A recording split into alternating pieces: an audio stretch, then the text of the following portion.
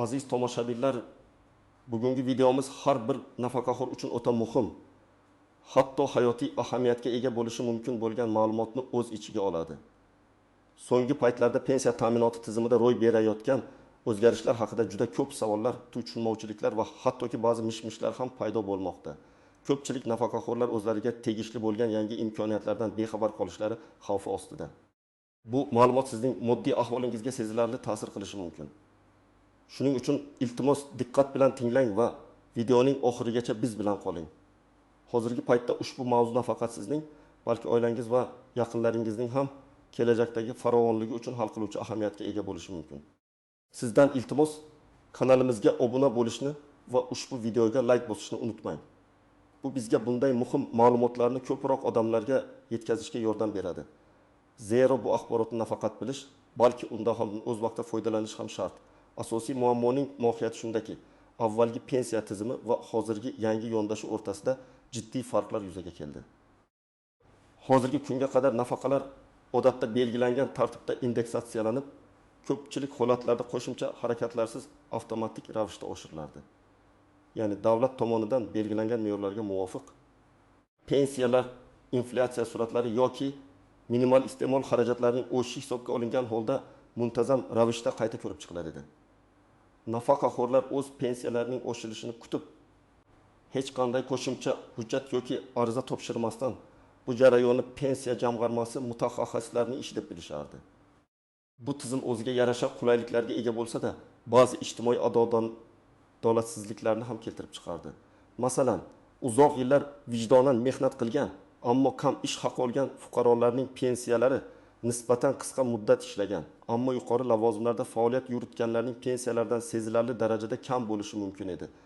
Biroq yaqinda qabul qilingan prezident farmoni va vazirlar mahkamasining qarorlari aynan mana shu tartibga muhim o'zgarishlar kiritdi. Endi nafaqalarni qayta hisoblash va ularga qo'shimcha ijtimoiy yordam ko'rsatish masalasida passiv kutish tamoyili o'z o'rnini faol harakatlarga bo'shatib beradi. Yangi qoidalar asosan ikkita asosiy yo'nalishni qamrab oladi. Birinchidan, uzoq mehnat stajiga ega bo'lgan, ammo o'z mehnat faoliyati davrida o'rtacha ish haqi kam bo'lganligi sababli nisbatan past nafaqa olib kelgan fuqarolar uchun pensiyalarni qayta hisoblash mexanizmi joriy etildi. Bu degani, endi ularning pensiyalarini hisoblashda ish stajining ahamiyati oshirilib, ayrim hollarda ish haqining pastligi kompensatsiya qilinishi mumkin. Ikkinchidan, minimal nafaqa oluvchi, yolg'iz yashovchi keksa fuqarolarga va nogironligi bo'lgan shaxslarga manzilli ijtimoiy yordam ko'rsatish bo'yicha yangi dasturlar ishga tushirildi. Bu dasturlar ularning moddiy ahvolini yaxshilashga qaratilgan bo'lib, nafaqaning o'ziga qo'shimcha to'lovlar shaklida amalga oshiriladi. Eng muhimi, bu yangi imkoniyatlardan foydalanish uchun aksariyat foydalanish nafaqaxo'rning o'zi tegishli organlarga murojaat qilishi va zarur hujjatlarni taqdim etishi shart bo'ladi. Bu avtomatik tarzda sodir bo'lmasligi mumkin. Mana shu jihat ko'pchilikni xavotirga solishi va muhim ma'lumotlarni o'tkazib yuborishiga sabab bo'lishi mumkin. Shuning uchun bu o'zgarishlarning mohiyatini chuqur tushunish va ulardan o'z vaqtida foydalanish nihoyatda muhimdir. Keling, endi bu yangi tizimning batafsil tafsilotlariga o'tamiz. Aynan nimalarni bilishimiz kerak? Kimlar xavotirga tushishi kerak va kimlar uchun bu o'zgarishlar unchalik ahamiyatli emas? Yangi qonunchilikka ko'ra pensiyani qayta hisoblash yoki qo'shimcha ijtimoiy yordam olish huquqiga asosiy toifalar quyidagilardir. Birinchidan, uzoq muddatli mehnat stajiga ega bo'lgan, ya'ni erkaklar uchun 30 yildan, ayollar uchun esa 25 yildan ortiq stajga ega bo'lgan, ammo shu vaqt oralig'ida o'rtacha ish haqi minimal yoki unga yaqin bo'lgan fuqarolar, ularning pensiyalari hozirgi qonun hujjatlariga muvofiq qayta hisoblanishi mumkin. Bu qayta hisoblashda ish stajining har bir yiliga ma'lum bir koeffitsient qo'llanilishi orqali pensiya miqdori oshirilishi ko'zda tutilgan. Misol tariqasida opamiz Gulnura opa 70 yoshda. U kolxozda 7 yil davomida paxtakor bo'lib ishlagan, lekin doim minimal ish haqi olgan. Hozirgi pensiyasi 5 million so'm atrofida. Yangi qoidalar bo'yicha uning uzoq staji va nisbatan kam ish haqi hisobga olinib, pensiyasi qayta ko'rib chiqiladi va u qo'shimcha 3 ming so'm yoki undan ko'proq miqdorda nafaqa olishi mumkin. Bu uning uchun sezilarli yordam bo'ladi. U pensiyaning yangi tartibda hisoblanishi uchun pensiya jamg'armasiga murojaat qilishi kerak. Ikkinchidan, minimal pensiya miqdorida yoki undan biroz yuqoriroq pensiya oluvchi shaxslar, ularga qo'shimcha moddiy yordam ko'rsatilishi mumkin. Bunda oilaning jon boshiga to'g'ri keladigan daromad miqdori ham hisobga olinadi. Agar oiladagi daromad belgilangan me'yordan past bo'lsa, ularga bir martalik yoki doimiy qo'shimcha to'lovlar tayinlanishi mumkin. Masalan, bobomiz Abdug'ani bobo 5 yoshda. U yolg'iz yashaydi va nogironlik nafaqasi oladi. Jami 2 million so'm. Uning yagona daromadi shu. Yangi yolg'iz keksa fuqarolarni qo'llab-quvvatlash dasturi doirasida unga har oyda qo'shimcha 202 ming so'm miqdorida moddiy yordam ko'rsatilishi belgilangan. Bu uning oziq-ovqat, dori-darmon xarajatlarini qoplashda katta yordam beradi. Lekin u bu yordamni olish uchun o'z mahallasi yoki davlat xizmatlari markaziga murojaat qilishi shart. Uchinchidan, rasmiy ma'lumotlarga ko'ra daromadi yo'q yoki juda past bo'lgan, ammo nogironligi bo'lgan shaxslar va boquvchisini yo'qotgan oilalar ham yangi qo'llab-quvvatlash dasturlari doirasida e'tiborga olingan. Ularga nafaqalarga qo'shimcha ravishda ijtimoiy nafaqalar yoki moddiy yordam tayinlanishi mumkin. Bu ham ularning murojaati asosida amalga oshiriladi. Kimlar xavotirga tushishi kerak? Asosan yuqorida sanab o'tilgan toifalarga mansub bo'lib, o'zining pensiya miqdoridan norozi bo'lgan yoki yangi imkoniyatlar haqida eshitgan, ammo qanday xarid qilishni bilmayotgan barcha nafaqaxo'rlar.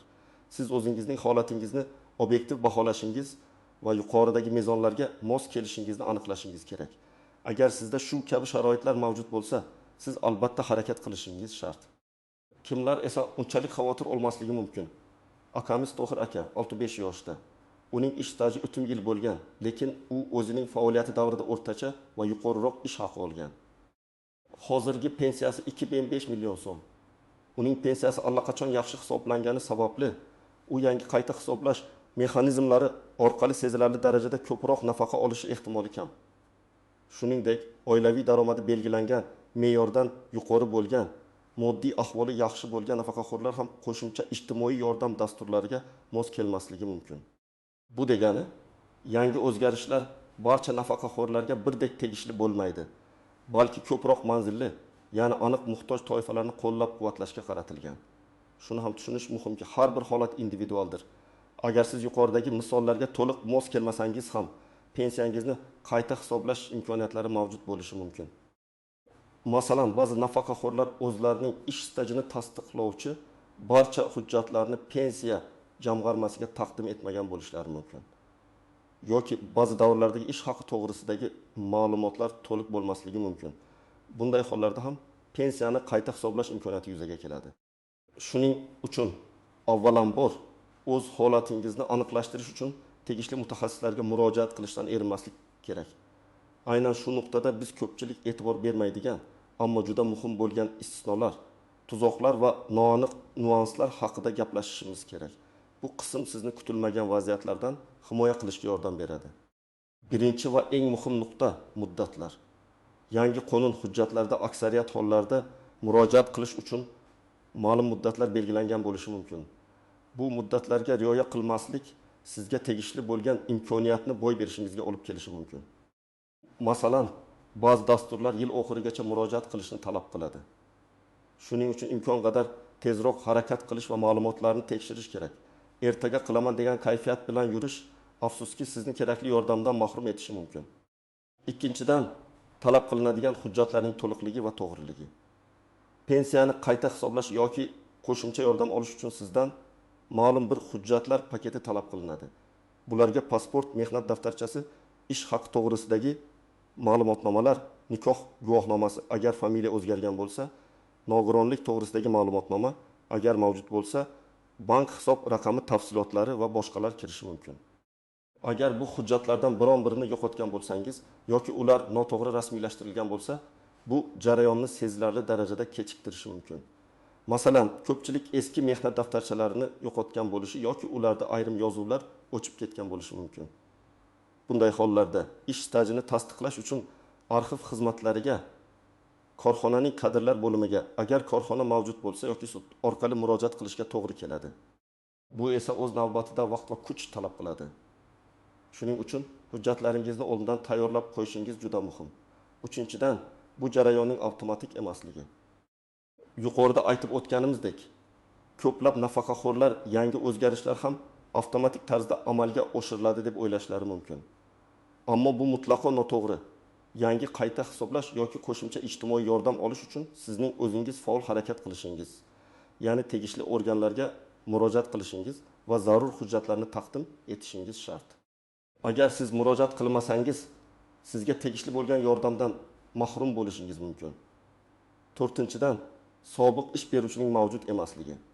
Agar siz uzoq yillar oldin ishlagan korxona yopilgan bo'lsa yoki qayta tashkil etilgan bo'lsa, ish haqi to'g'risidagi ma'lumotnomani olish muammo bo'lishi mumkin.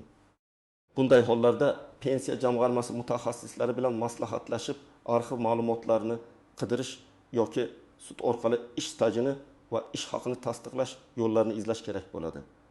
Bunday holatlarda pensiya jamg'armasi hududiy bo'limlari yoki davlat xizmatlari markazlari sizga yo'nalish berishi mumkin. 5-dan, firibgarlar va yolg'on va'dalar.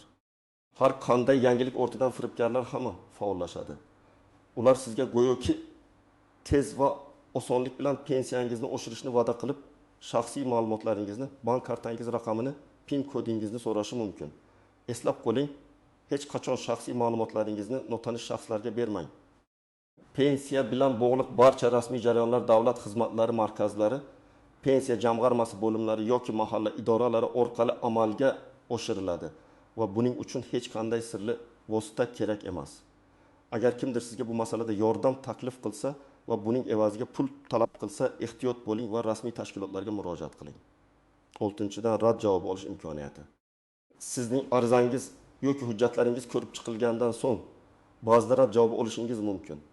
Bu degani siz berilgan talablarga to'liq javob bermaysiz yoki hujjatlarda kamchiliklar mavjud. Bunday hollarda umidsizlikka tushmaslik kerak. Rad javobining sababini aniqlab, kamchiliklarni bartaraf etish va qayta murojaat qilish yoki yuqori turuvchi organlarga shikoyat qilish huquqingiz bor.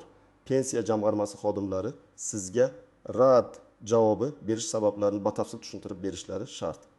Shuning uchun bu bosqichda nafaqaxo'rlarga alohida e'tibor va diqqatli bo'lish, har qanday shubhali takliflardan voz kechish va olingan ma'lumotlarga tayanish tavsiya etiladi. Endi esa eng muhim qismiga, ya'ni amaliy maslahatlarga o'tamiz. Siz aynan nima qilishingiz kerak, qayerga murojaat qilish kerak? Qanday hujjatlarni to'plash kerak va nimalarni yozish kerak? Birinchi qadam, o'zingizning holatingizni baholash. Videoda sanab o'tilgan mezonlar uzoq staj, kam ish haqi, minimal nafaqa, yolg'izlik, nogironlik bo'yicha o'zingizni tekshiring. Agar siz bu toifalardan biriga to'g'ri kelishingizni his qilsangiz, keyingi bosqichga o'ting.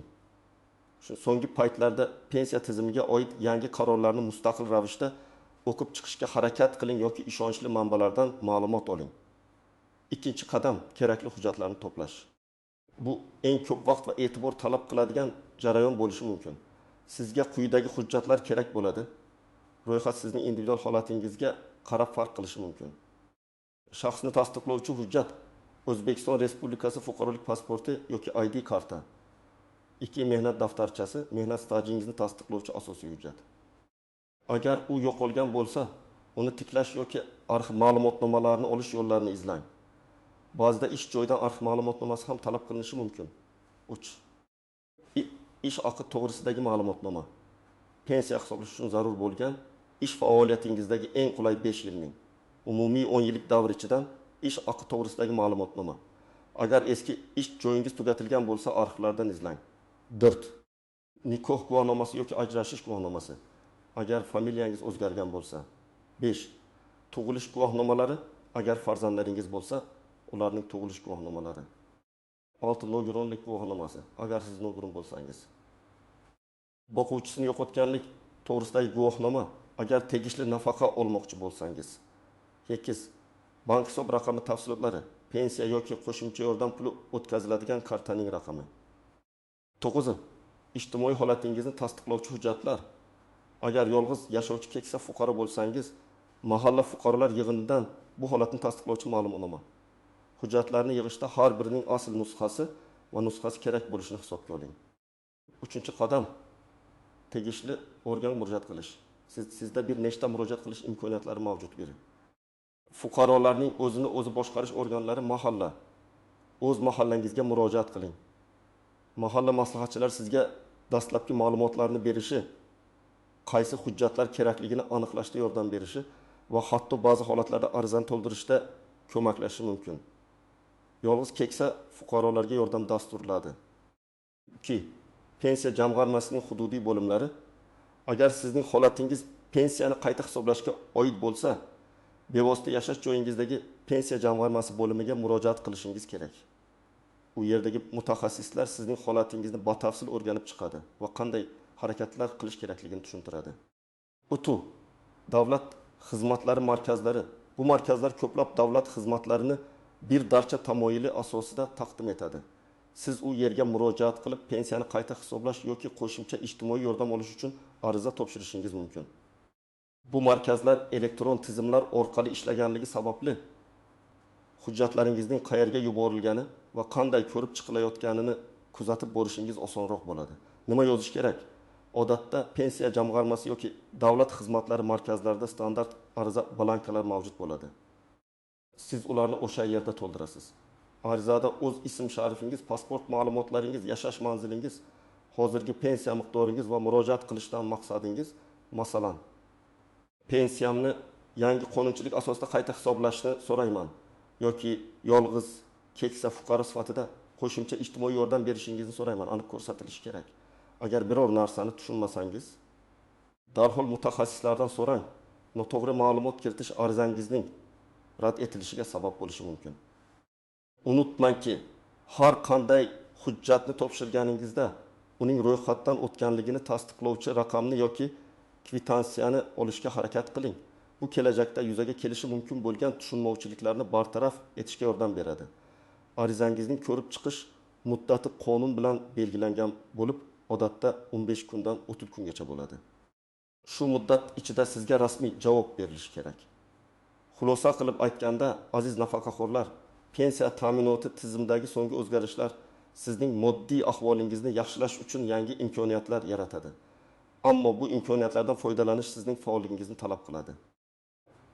Yangi qoidalar bo'yicha pensiyani qayta hisoblash yoki qo'shimcha ijtimoiy yordam olish uchun albatta tegishli organlarga murojaat qilishingiz shart. Muddatlarga rioya qiling, hujjatlaringizni to'g'ri tayyorlang va shubhali takliflardan ehtiyot bo'ling. Agar siz uzoq yillar vijdonan mehnat qilgan bo'lsangiz, ammo bugungi pensiyangiz sizni qoniqtirmasa yoki siz minimal nafaqa oluvchi yolg'iz keksa fuqaro bo'lsangiz, ushbu videodagi maslahatlarga amal qiling. Unutmang, bu ma'lumotni o'z yaqinlaringizga, qo'ni-qo'shnilaringizga, do'stlaringizga ham yetkazing. Chunki har bir nafaqaxo'r o'z huquqlarini bilishi va ulardan o'z vaqtida foydalanishi shart. Sizning e'tiboringiz va harakatingiz sizning va oilangizning farovonligiga sezilarli hissa qo'shishi mumkin. Fikr mulohazalaringizni izohlarda yozib qoldiring. O'z holatingiz haqida savollar bering. Biz imkon qadar ularga javob berishga harakat qilamiz. Videoga like bosing va albatta kanalimizga obuna bo'ling. Biz siz uchun eng dolzarb va foydali ma'lumotlarni ulashishda davom etamiz. O'zingizni asrang va sog' bo'ling.